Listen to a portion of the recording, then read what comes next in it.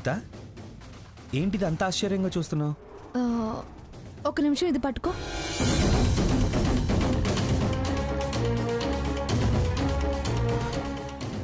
ఇవేంటి?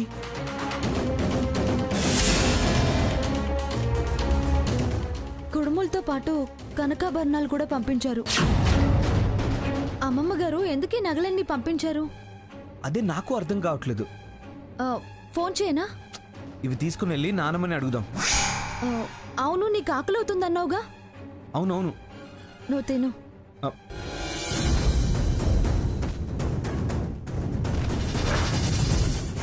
అవును సీత, ఈ నగలు ఎందుకు పంపినట్టు? మనం అవసరాల్లో ఉన్నాం కదా, అందుకే పంపించినట్టున్నారు. మనం తీసుకోమని తెలుసు కదా. ఆవిడ ప్రయత్నం ఆవిడది.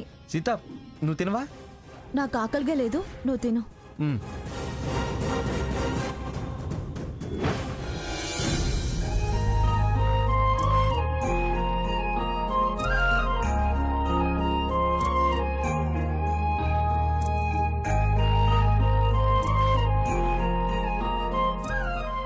లక్ష్మి, అత్తయ్య కాసిన మంచినీళ్ళు తీసుకురా.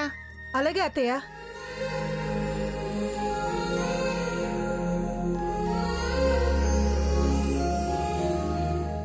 అత్తయ్య గారు, ఇవిగో మంచినీళ్ళు.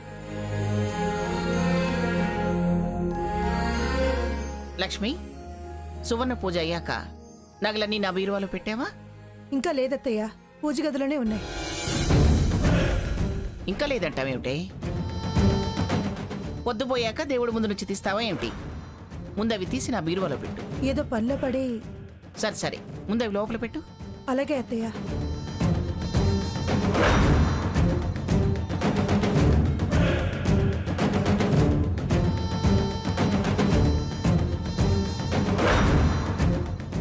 ఏంటి తేలిగ్గా ఉంది?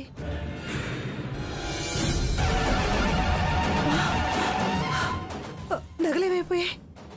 అత్తయ్య గారు, అత్తయ్య గారు, ఏమైంది? ఏమైందమ్మా? శారదక్క 7 వారాల నగలు కనిపించటం లేదు అత్తయ్య. ఎక్కడ పెట్టావే? అరే, ఏమైపోయాయి? ఎక్కడ పెట్టావే నువ్వు? అక్కడే పూజ గదిలోనే పెట్టాను అత్తయ్య. పద పద వెతుకుదాం.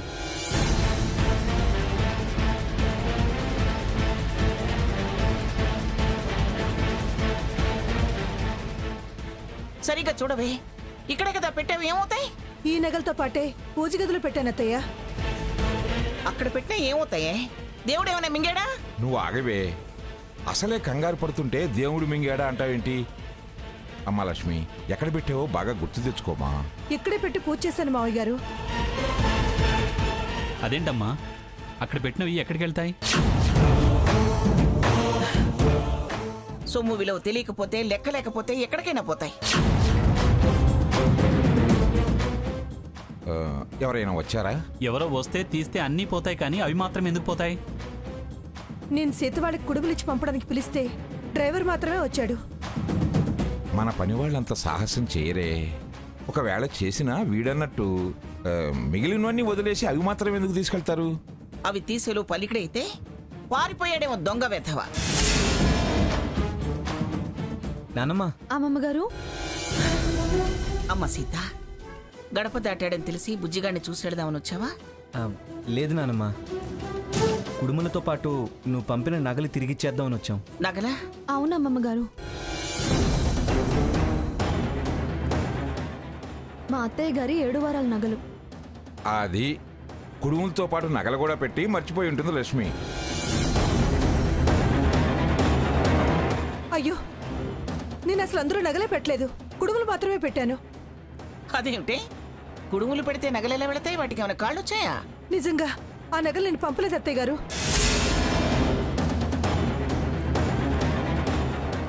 ఆ నగలు కుడుములతో పాటు నేనే పెట్టి పంపాను.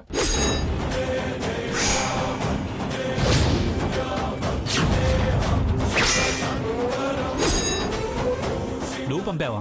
ఎందుకు? అవి బావగారి వాళ్ళ అమ్మగారి నగలు కదా, వాడికే ఇవ్వాలని అమ్మమ్మ అంటుంటే విన్నాను. పైగా ఇబ్బందుల్లో ఉన్నారు, డబ్బు అవసరం కూడా ఉంది. మన సొమ్ము ఎలాగో వద్దంటున్నారుగా. అవి వాళ్ళ అమ్మగారి నగలే కాబట్టి పంపాను.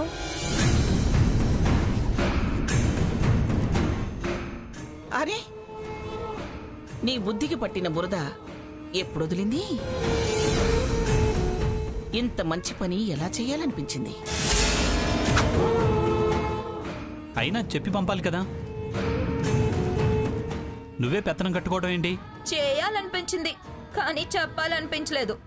అయినా మంచి పనేగా చేసింది. ఇంకేరా, ఇవి మీ అమ్మ నగలే కదా, తీసుకోండి.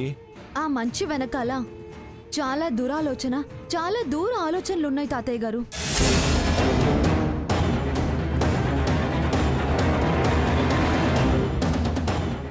ఆలోచన ఏంటి? ఇవి మా అత్తయ్య గారివే కావచ్చు, కానీ ఆవిడ స్వార్జితం కాదు. పెళ్లినాడు అమ్మమ్మగారు పెట్టినవే. అంటే ఇవి అమ్మమ్మగారివనే కదా.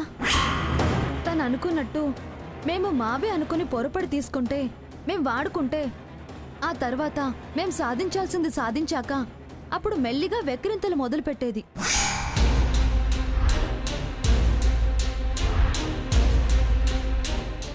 మమ్మల్ని అవమానించాలని ఆ దురుద్దేశాన్ని కడుపులో పెట్టుకొని ఇదంతా చేసింది. కుడుములతో పాటు ఎవ్వరికీ చెప్పకుండా ఈ నగల్ని పెట్టి పంపించింది. అదర్రా అసలు విషయం.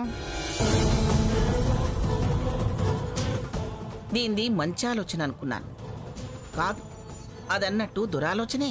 నేనేం అలా ఆలోచించలేదు. అంత వివరంగా సీత చెప్పాక ఇంకా అలా కాదంటామే? అపార్థం చేసుకుంటున్నారు. అర్థవంతమైన పని నువ్వు చేసావనుకోవడం అది నీ భ్రమ.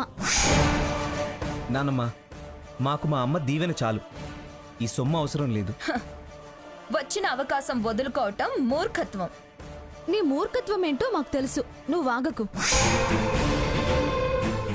మాకు సాయం తీసుకుని ఎదగటం ఇష్టం లేదు, స్వార్జితంతోనే ఎదుగుతాం. అదే మాకు తృప్తినిస్తుంది. నిజంగా ఇది మా అత్తయ్య గారి సొత్తే అయితే నువ్వు అవసరానికి వాడుకొని చెప్పాల్సిన అవసరం లేదు. చూడు, అధిక తెలివితేటలు ప్రదర్శిస్తే చెప్పాల్సిన విధంగా సమాధానం చెప్పాల్సి వస్తుంది. ఏం చెప్తిరి, ఏం చెప్తిరి? మీలాంటి వాళ్ళకి ఏం చెప్పినా ఎక్కేది ఏం లేదు. బుర్రలో మెదడే లేని దానివి. సీత పద. వస్తానమ్మా. వస్తాను తాతయ్య. ఎదుగోండి అమ్మమ్మ గారు. వెళ్ళొస్తాం అమ్మమ్మ గారు. వస్తాం తాతయ్య గారు. అలాగే. వస్తాం అత్తయ్య. వాళ్ళు నిప్పు కణికలే, వాళ్లతో పరాచకాలాడకు. అంటుకుంటే మాడిపోతావు. నేనే పంపించాను అంటే ఓహో అని ఆశ్చర్యపోయాను. తిన్నగా ఉండలేవా? ఎందుకు వాళ్ళని రెచ్చగొడతాం? పౌరుషం కలవాళ్ళు పంతం పడితే అంత చూస్తారు, జాగ్రత్త. రేయ్, అంత దూరం ఆలోచించగలిగేది అయితే ఇలాంటి వింత పనులు ఎందుకు చేస్తుందిరా? లక్ష్మి, నగలు జాగ్రత్త చెయ్యి. అలాగే అత్తయ్య. రారా సాకేత్.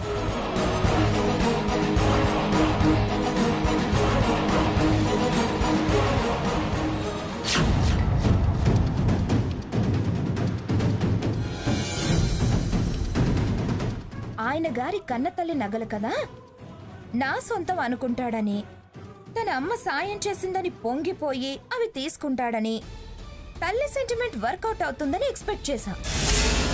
నా ఆలోచనలన్నీ తలకిందులు చేశాడు. ఆ నగలు తీసుకొనుంటే ఎడాపెడా అవమానించచ్చు అనుకున్నాను. అంత నా బ్యాడ్ లక్. పార్లర్లో ఇన్సల్ట్ చేసి వెళ్ళగొడదామని చూస్తే అదే రివర్స్ అయిపోయింది. అసలు ఈ బురకాలో ఆడమనిషి కాదని నా డౌట్. ఈ సీత ఫోన్ చేసి చెప్పింది. ఏంటి సీత ఇది? చూడండి మేడం, ఎన్ని ఇన్కమింగ్ కాల్స్, ఎన్ని అవుట్ గోయింగ్ కాల్స్ ఈ నంబర్తో ఉన్నాయో మీరే చూడండి. ఏంటి వాసంతి, ఏంటిదంతా? వెళ్ళండి, మర్యాదగా ఇక్కడి నుంచి వెళ్ళిపోండి. ఇంకెప్పుడు నా పార్లర్కి రావద్దు. Get out. వాడి టైం బాగుంది, మన టైం బ్యాడ్ గా ఉంది. అలా అని వదిలేస్తే ఎలాగే? ఏదో ఒకటి చెయ్యాలి, వాళ్ళని అనగదొక్కాలి. ఎలాగే? ఏదో ఒక దారి వెతకాలి. నా వంతు నన్నేం చేయమంటారు? ఆ సీతని పార్లర్ నుంచి గెంటెయ్యి. ఆ కుమారికి సీత మీద అంత ప్రేమ నమ్మకం ఉంటే గెంటడం ఎలా కుదురుతుంది? అయితే కుమారినే గెంటు. కుమారిని గెంటాలా? అదెలా? ఆ పార్లర్ని కొని దానికి ఓనర్వి నువ్వుకా. సీత బతుకు మీద ఆ కుమారి పొగరు మీద ఒకటేసారి దెబ్బ కొట్టు. మనం కొనాలనుకున్నా ఆవిడ అమ్మద్దు. పెట్టుబడికి 10 ఆశ చూపిస్తే సరి. అలాగే ప్రయత్నం చేద్దాం. ఇవాళే సాకేత్తో పార్లర్ కొనే ఆలోచన చెప్తా. That's good. All the best Swarna. Thank you.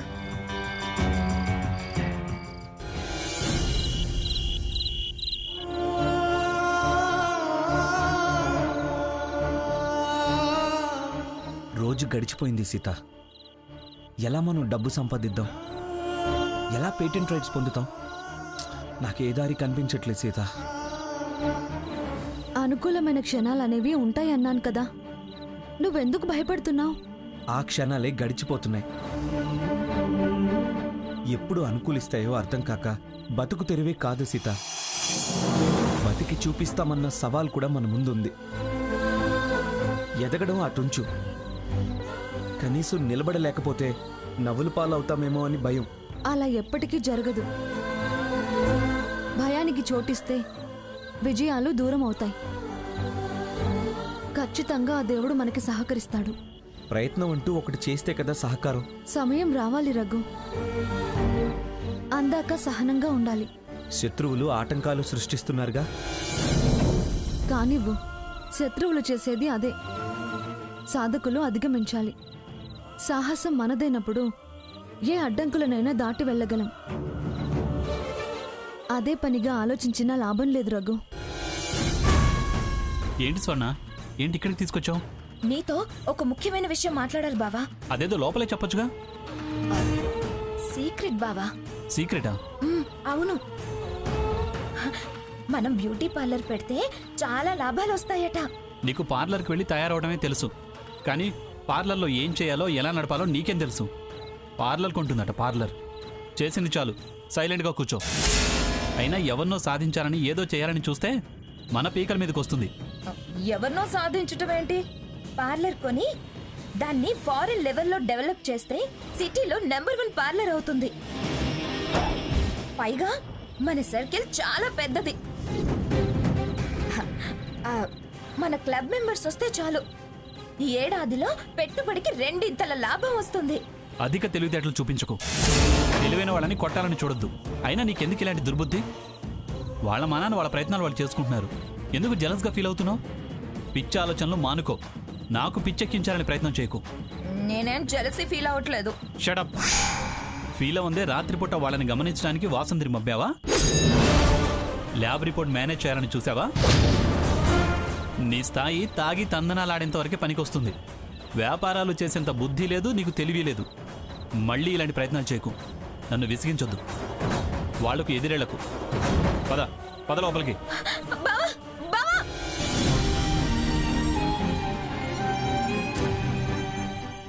అదే పనిగా ఆలోచించినా లాభం లేదు రఘు.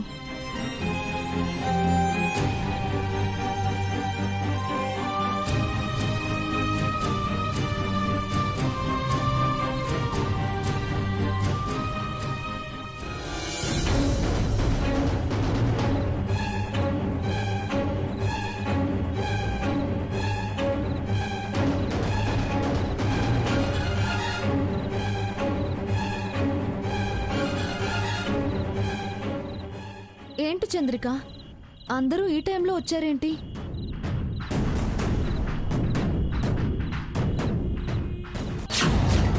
ఇవి మీకోసమే అక్క, తీసుకోండి.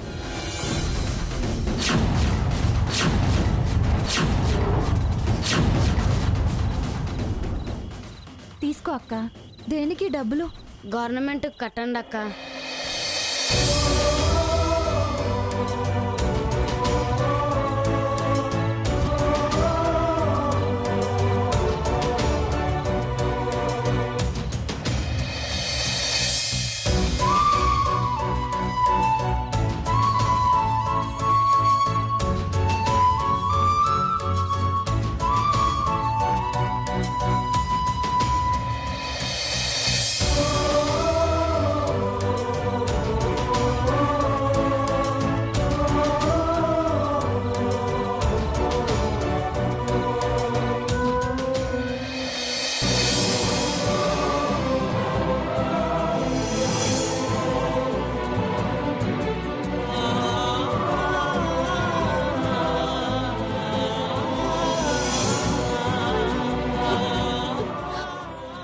చూసావా రఘు, మన మేలు కోరుకునే జనం ఎంతమంది ఉన్నారు.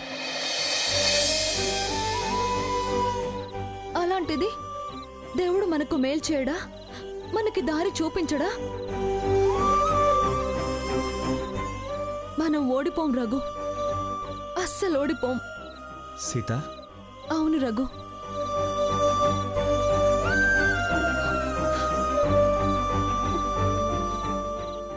చాలా థ్యాంక్స్.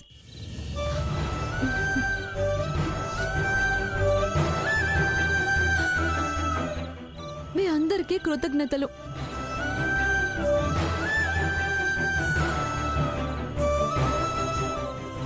సొమ్ము పెద్దగా జమ కాకపోవచ్చు గాని మీ మనసు చాలా గొప్పది, మీ చేతులు చాలా పెద్దవి.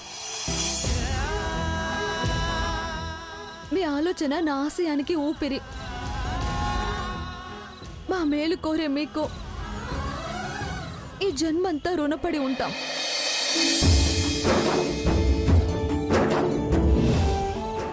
చాలా థ్యాంక్స్, చాలా చాలా థ్యాంక్స్.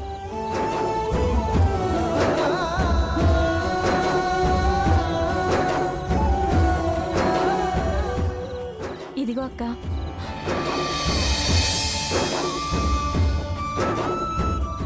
వెళ్ళొస్తాం అక్క. సరే సరే పదండి.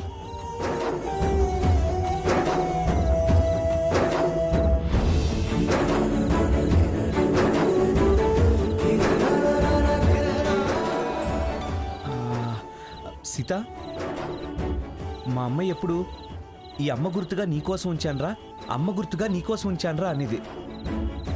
ఒకసారి ఊరెళ్ళి వస్తాను సీత, ఏమంటావు? సరే, నీకేది మంచిదనిపిస్తే అలాగే కానివ్వు రఘు.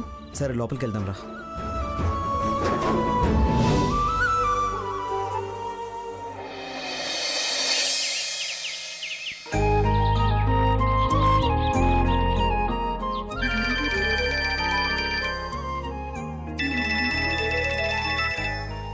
ఈ నెంబర్ ఎవరిది? హలో అమ్మా, నేను చీరాల నుంచి కొండారెడ్డిని మాట్లాడుతున్నానమ్మా. ఓ నువ్వా? ఏమిటి సంగతి? మీ పెద్ద మనవడు రఘురాం గారు చీరాల వచ్చారు. చీరాలు వచ్చాడా? అవునమ్మా. దేనికి? శారదమ్మ గారి పొలం బేరం పెడుతున్నారమ్మా. అలాగా. కొండారెడ్డి, అమ్మా నేను చెప్పినట్టు చెయ్యి. చెప్పండి అమ్మా. ఉన్న ధర కన్నా రెండింతలు ఎక్కువ చెప్పి డబ్బు ఏర్పాటు చెయ్యి. అలాగేనమ్మా. చూడు, నాకు ఈ విషయం చెప్పినట్టు వాడితో చెప్పద్దు, అర్థమైందిగా? అర్థమైందమ్మా, నేనేం చెప్పను. అలాగే అలాగే.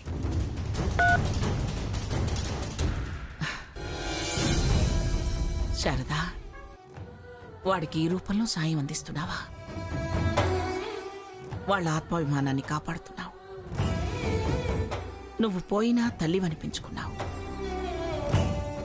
నీ ఆశీర్వాద బలంతో వాళ్ళు గెలిచి తీరుతారు.